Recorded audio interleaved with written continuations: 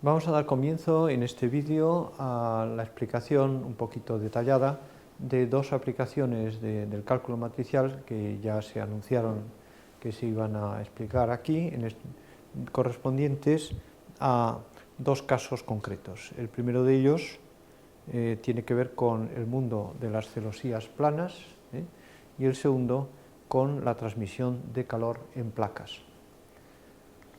¿Qué es una celosía plana? Pues es una estructura de barras, aquí hemos puesto una estructura lo más elemental que podemos imaginar, donde estamos en el plano y tenemos un punto de apoyo fijo, que es en el nodo 1, ¿no? Este nodo 3 es un punto de apoyo móvil, y en el nodo 2 tenemos una fuerza que va hacia abajo, desciende hacia abajo, que comprime pues, esta estructura triangular, ¿no? ¿Cómo responde la celosía frente a esta acción de esta fuerza? Pues con reacciones en los apoyos 1 y 3, ¿no? En concreto, en este apoyo, que es un apoyo fijo, hay una reacción vertical hacia arriba, A sub i, y una reacción horizontal A sub x en esta dirección. Pero en este apoyo, como es móvil, no puede haber reacción horizontal, solo puede haber reacción vertical. ¿Cuál es el problema que se plantea aquí? Pues es encontrar las tensiones en las barras, cuánto valen las tensiones en las barras y cuánto valen estas reacciones A sub x, A sub i y B sub i en los apoyos, ¿no? Luego en realidad tenemos 6 incógnitas, 3 tensiones y dos reacciones vectoriales, pero esta primera tiene dos componentes. Por tanto, hay 3 tensiones incógnitas y 3 valores, A sub x, A sub i y B sub i, incógnitas en las reacciones en los apoyos. ¿Cómo se plantean las ecuaciones de la celosía? Pues nodo por nodo, ¿no? Es decir, aquí en el nodo 1, en este nodo 1, que estamos señalando aquí, tiene que ser la suma de las fuerzas en el nodo, pues tiene que, lógicamente, ser 0, ¿no? Bueno, pues imponiendo esta condición de que la suma de fuerzas es 0, aparecen estas dos ecuaciones que estamos considerando aquí. Estas L's mayúsculas, pues son las longitudes de los correspondientes lados o barras de esta estructura triangular, ¿no? Las X y las Y son las coordenadas de los nodos, donde están situados los nodos, ¿no? A sub X y A sub I, ya hemos hablado de ellos, son las componentes de la reacción en el nodo 1. En el nodo 2 aparece la fuerza F, bueno, y las T's con subíndice, me he olvidado decir, son las tensiones en las correspondientes barras, ¿no?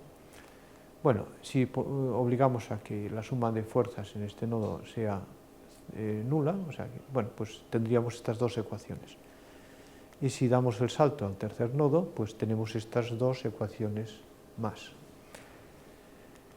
En el fondo tenemos un total de 6 ecuaciones. Aquí lo que se pretende con este ejemplo no es tanto el explicar cómo resolver celosías planas, cuanto que el alumno que ha llegado a este punto se dé cuenta de la importancia práctica del manejo de los sistemas de ecuaciones y de la notación matricial con su correspondiente cálculo, ¿no? Por ejemplo, este sistema de 6 ecuaciones, ¿no?, con 6 incógnitas, pues está reflejado por esta matriz del sistema, 6 por 6. La columna de términos independientes, decíamos que las incógnitas eran las tensiones 1, 2 y 3 en las barras y los valores que corresponden a las reacciones en los apoyos.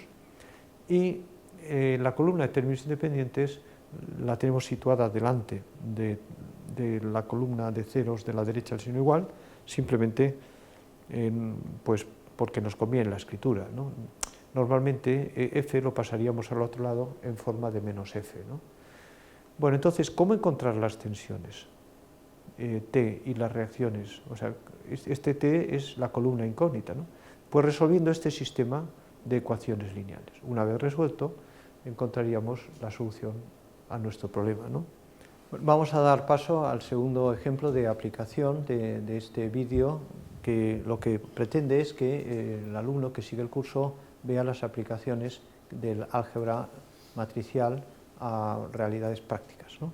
En concreto, aquí lo que estamos visualizando es una placa de espesor L, donde tiene una cara de entrada de una superficie A y la cara de salida de la misma superficie A. Por aquí se desplaza un fluido caliente de temperatura T mayúscula C.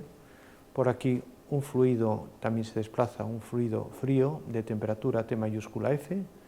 El calor se transmitirá de izquierda a derecha a través de la placa. Del fluido a la superficie de entrada a la placa hay una pérdida de temperatura debida a la convección.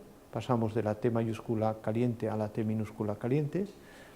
Y de la salida de esta superficie de la placa hacia el fluido frío también hay una pérdida de temperatura. Pasamos de T minúscula frío a T mayúscula frío. Se va a transmitir una cantidad de calor Q en unidades del área que estamos manejando, ¿no?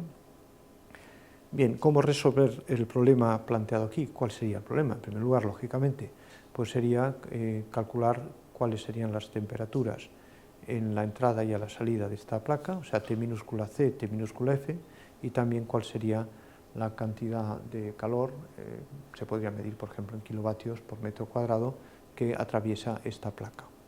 Esta figura, esta curva que parece que lo es, que en realidad es una curva, sería más exacto haberla pintado como una recta, pues porque la caída de calor, si la placa es homogénea, sería de tipo lineal.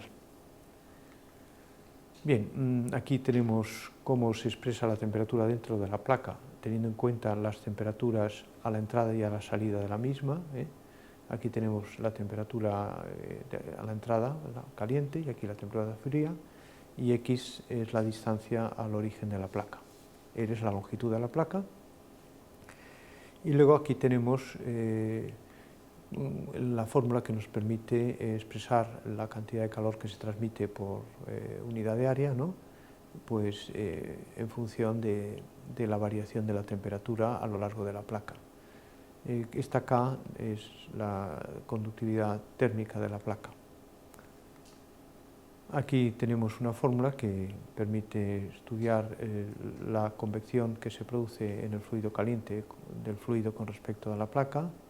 Esta sería la constante de convección del fluido caliente. Y aquí pasa algo parecido para el fluido frío. Esta HF sería la constante de convección para el fluido frío. Bien, estas expresiones se pueden sintetizar desde el punto de vista matricial, tal como aquí se ve, donde nuestras incógnitas son T sub C, T sub F minúsculas, o sea, la temperatura en la superficie caliente de la placa y la temperatura en la superficie fría de la placa, y también la cantidad de calor que se transmite a través de la misma. Los datos de nuestro problema están aquí, la temperatura del fluido caliente y también la temperatura del fluido frío, aparte de, lógicamente, los parámetros que determinan las conductividades respectivas, ¿no? Y el espesor de la placa. También, lógicamente, el área de la sección recta de la misma, ¿no? Bien, resolviendo este sistema, usando cálculo matricial, resolvemos el problema. Aquí vemos un ejemplo práctico concreto. Tenemos dos placas de naturaleza diferente. Aquí hay una primera caída a través de la placa lineal, ¿no? Distinta, de distinta pendiente con respecto a la segunda, porque son de materiales diferentes. Aquí tenemos una pequeña caída debido a la convección en el vapor de agua, que tenemos a 120 grados inicial, ¿no? Y aquí tenemos agua a 20 grados, este es el fluido frío, ¿no? Bueno, y entonces, una vez el espesor es 0,2 metros, ¿no? Y aquí obtenemos un resultado de kilovatios por metro cuadrado del calor que se transmite a través de estas dos placas que están pegadas una junto a la otra, ¿no? Bueno, y con esto cerraríamos la aplicación al mundo del calor, de la transmisión de calor en placas.